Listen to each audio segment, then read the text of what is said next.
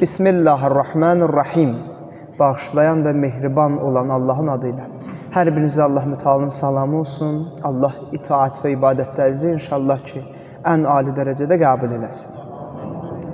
İnşallah ki, biz bugün münasibətlər mövzusunda xütbəmizə davam edirdik ki, bugünkü mövzumuz insanın ümumilikdə nəyə qane olmasıdır.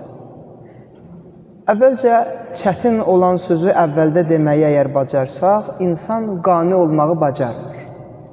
Yəni, insan, məsələn, öz nəfsinə dur deməyi, bu qədər mənim üçün kifayət eləyər, bəs eləyər deməyi bacarmır. Xüsusən də dünya malında insan belədir ki, hərisdir, həris olmaqdan da əlavə olaraq toplamağı sevir, bölüşməyi də sevmir. Halbuki Quran deyir ki, Bismillahirrahmanirrahim, Lən tənalul birra hatta tunfiqu mimma tuhibbun. Sevdiyiniz şeylərdən xərcləməyincə, yəni onları Allah yolunda sərf etməyincə, əsla yaxşılığa nail ola bilməzsiniz. İnsan sevdiyi şeylərdən xərcləməsə Allah yolunda, o kamillik ki var, ona çata bilməz. Ayənin ardıca da deyir ki, Allah şübhəsiz ki, xərclədiyiniz hər şeyi biləndir. Yəni, nə eləyirsinizsə Allah bunu bilir.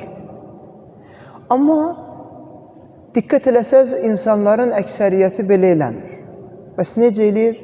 Quran deyir ki, Lə yəsəmul insan min duail xayr və in məssəhu şər fəyəusun qanud. Deyir, insan heç vaxt xeyir tələb eləməkdən yorulmaz. Və ona bir şər, zərər yetişdikdə isə məyus olar. Yəni, əksinə, hər mənada insan daima tələb eləyir.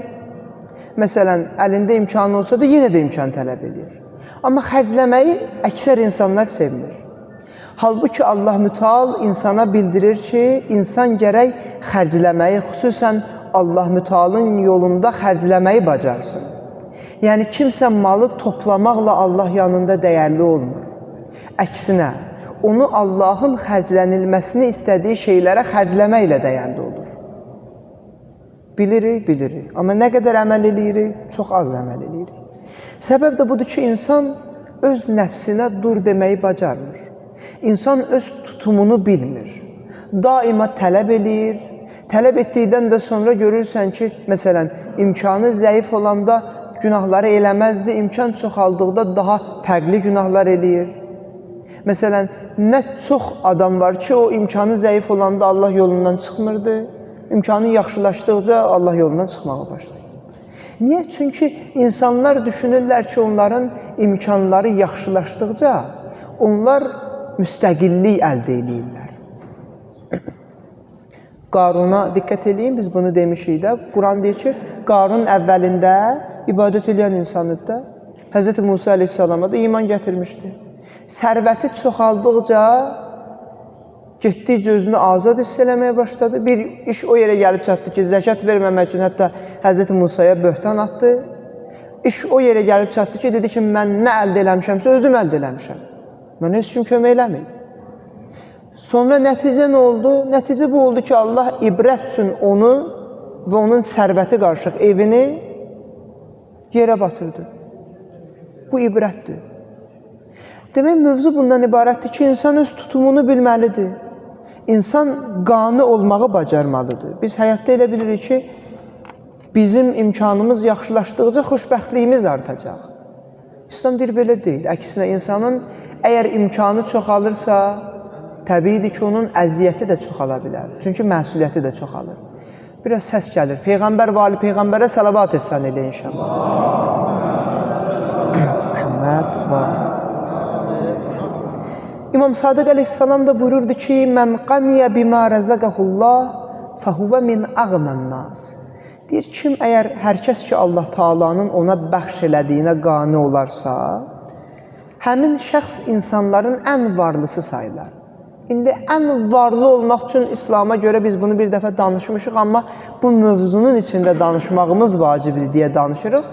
İslama görə ən varlı olmaq elə hər nə gəldi əlində olsun, o deyil. İslama görə ən varlı olmaq öz həddini bilməkdir. Mənə nə qədər kifayət eləyər, onu bilməkdir. Çox insan nə qədər kifayət edir, onu bilmir. Məsələn, bir adam görsən xəstələnib, niyə xəstələnib? Məsələn, çox yeməkdən xəstələnib.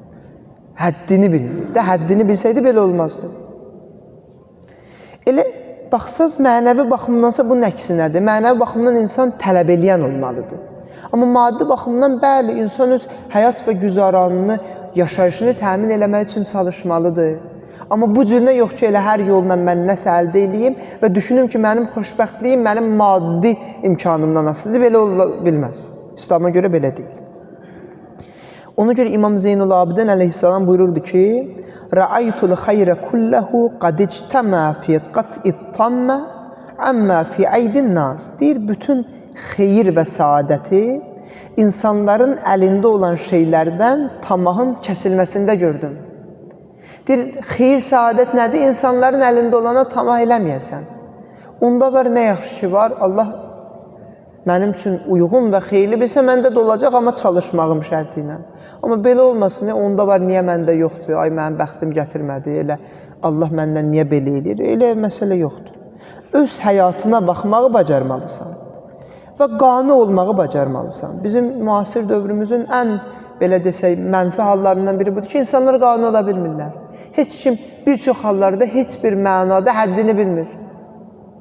Həddini bilməmək insanları bugünə gətirib salır ki, insanlar özlərini bədbəxt hiss edirlər. Çünki insanlar elə bilirlər ki, elə onların maddi imkanları onları xoşbəxt edəcək, heç belə bir mövzu yoxdur. Belə statistikada yoxdur əlimizdə, amma bir statistik olsaydı görərdik ki, insanların imkanlarının çox olması çox hallarda onları bədbəxt eləyib, az hallarda onları öz həddini bilərək yaşamağa gətirib çıxarıb. Və çox hallarda insanların görürsən ki, qane olmağı kim ki bacarsa, həyatında o qədər də problem olmur. Çünki bilir ki, mənim qane olmağım mənim üçün kifayət edir. Yenə də deyirəm, bu o demək deyil, insanın dünya qədər sərvəti olsun. Amma insan sərvətə hakim olsun, sərvət insana hakim olmasın. Sərvət insanı dəyişməsin. İnsan olduğu kimi, insan kimi qalmağa bacarsın. İndi bizim bu mövzuya bunun nə adiyyatı var? Bu adiyyatı var ki, mübarək Ramazan ayı bizə bunu öyrədir ki, qane olmağı bacaraq. Öz həddimizi bilməyi bacaraq. Hər mənada həddimizi bilməyi bacaraq. Bu mənada həddimizi bilməyi bacaraq ki, bizim tutumumuz nə qədərdir?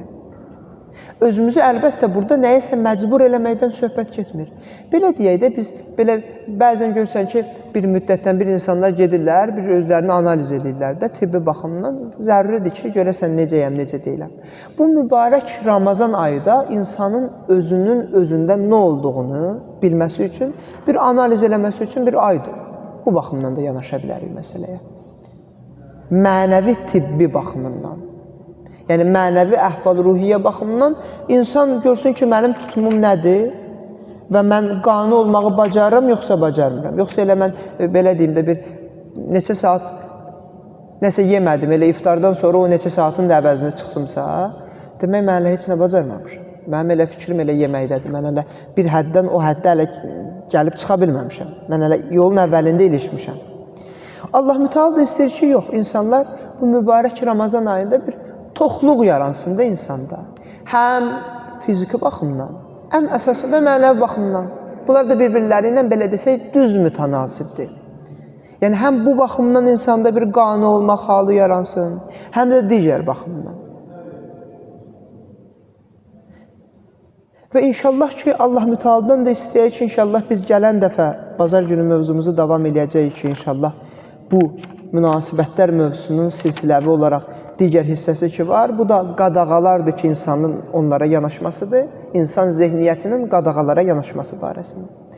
Allah mütəaldan istəyir ki, Allah mütəal bizi qane olmağı bacara bilən bəndələrindən qərar versin inşallah. Allah mütəaldan istəyir ki, Allah mütəal bu mübarək Ramazan ayına xatir bizi bağışlanan bəndələrindən qərar versin inşallah. Allah inşallah ki, kimin nə hacəti, sıxıntısı, bir müşkülü varsa bu aya xatir və Qur'an və Əhl-i Beytə xatir həll eləsin inşallah.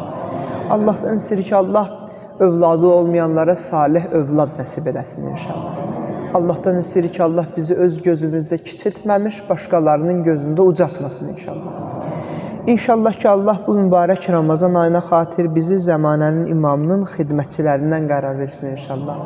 İtaət və ibadətlərimizin qəbulundan ötəri, zəmanənin imamının salamatlığından ötəri Peyğəmbər və ali Peyğəmbərə salavat-ı sən edək.